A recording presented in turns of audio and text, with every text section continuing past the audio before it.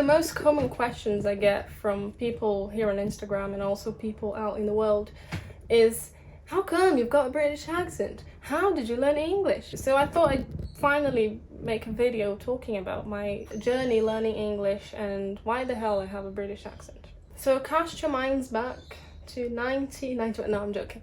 Well, in school in Brazil, I am Brazilian, by the way, in case you don't know. So obviously I went to school in Brazil, and we do have English classes in like the standard curriculum, but for some reason they're not very good. They will give you like a fairly okay theory basis of like grammar and stuff, but they don't really encourage you to speak that much, and you learn that English that is quite like squared and formal that honestly nobody speaks like that in the real world. That's all I've done in terms of like studying English.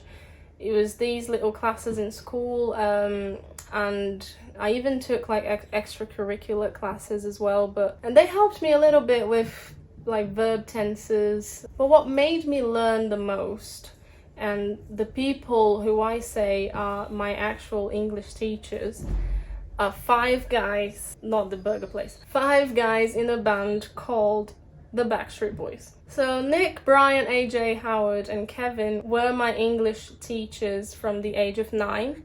So I started learning English by myself at the age of 9 because I was listening to the music all the time. I was a huge Backstreet fan. It was literally just by exposing myself to them singing, to their interviews.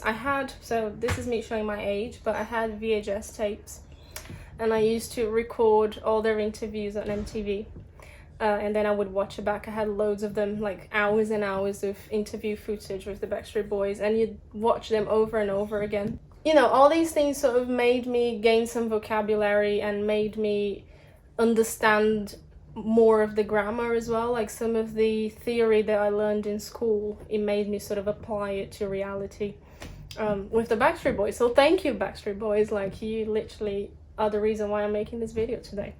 This proves that how exposure is important in learning a language. Like you can do courses, you can study a language for years.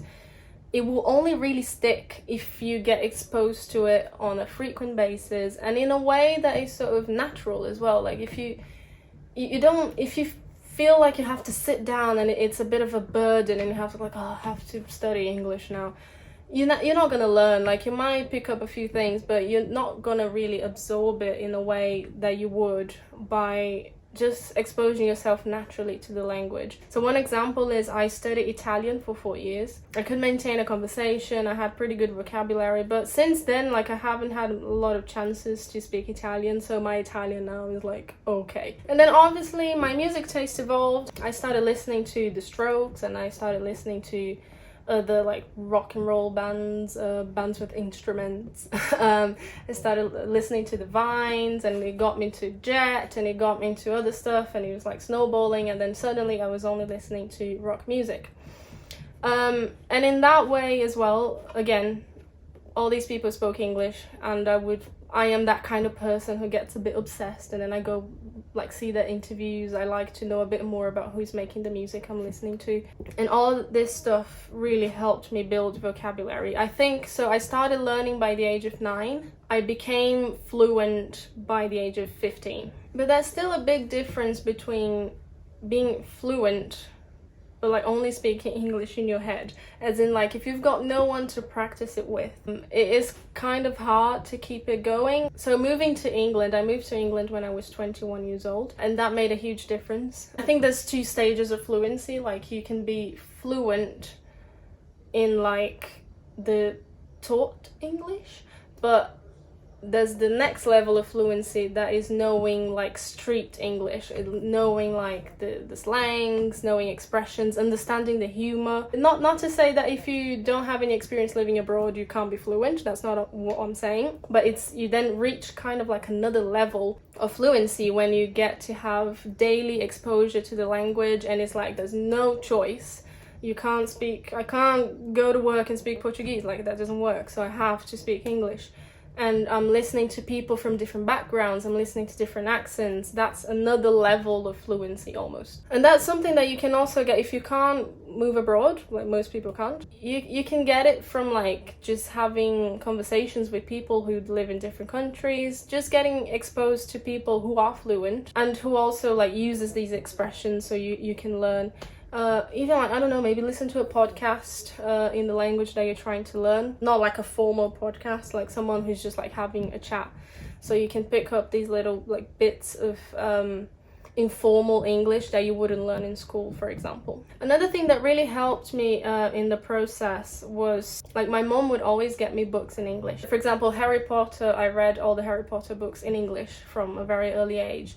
And I've got to say, like when I was 11 and I was reading the first Harry Potter book, I probably didn't get all of it, but it's that exposure, right? So thanks, Mom. I'm thanking everybody today.